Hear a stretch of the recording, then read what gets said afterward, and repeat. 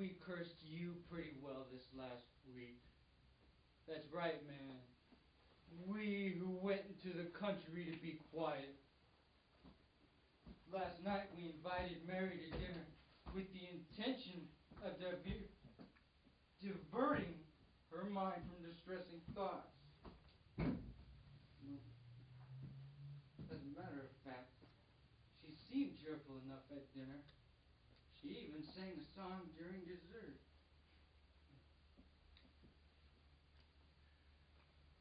I got sunshine on the...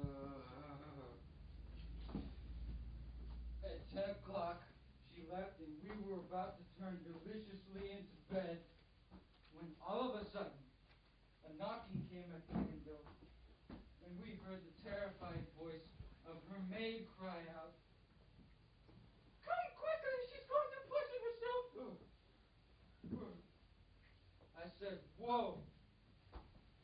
Then we rushed forward and arrived just in time to snatch forcibly from Mary a vial of poison. There was a struggle. I had to pinion Mary in my arms and defend myself from the blows which she showered on my head. You may imagine what such scenes filled with horror mean for quiet people. So I've done with it. I've given notice, and next month we move. I'm sorry. Yeah, please.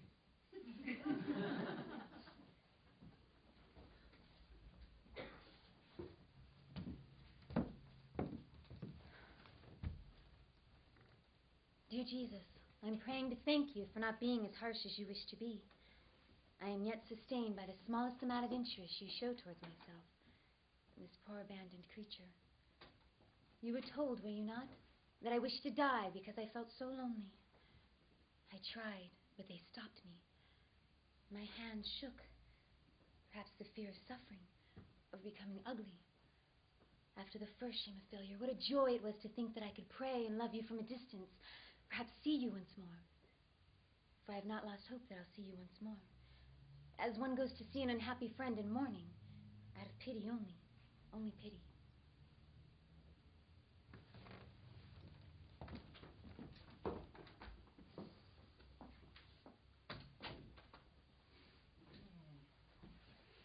Oh, Jesus, there you are. You'll never believe it. I just ran into the prophet Abraham, and he was very upset. Oh, it seems the chameleon he gave as a pet to his mistress has been killed by the neighbor's dog. He took me home to visit with his wife and help him concoct no matter what falsehood to get out of the embarrassment of a family dinner. Just so he could console poor Rosa and arrange for the chameleon to be stuffed. Oh, his home is grand, adorned with awards for his wisdom, but his study is too tidy. Hardly any work is done there, and he shows up at that house just often enough that his wife and child should not appear altogether abandoned. Oh. Tonight their son Isaac is sick on account of his knife wounds and coughs up blood incessantly. His wife had promised they would dine at his bedside. She said, "Won't you come? He will cry." Abraham pretended to look around the room for something, said he was in a hurry, and we left. The deceiver. He's more interested in a chameleon than kissing his sick child. Did he blame himself for marrying her? Oh, on the contrary, he blames those who compelled him to marry. He said it was nonsense and foolish to make a husband and father out of him.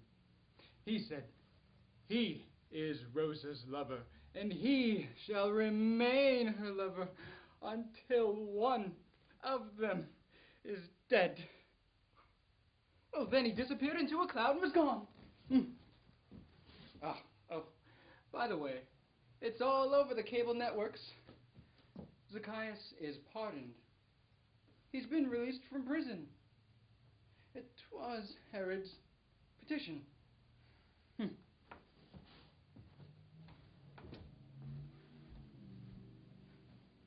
Poor Herod.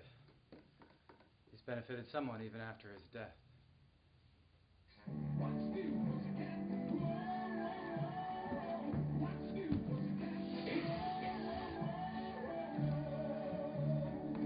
Our little home is so identified with you that I wouldn't leave it for the world. What would I do in heaven anyway?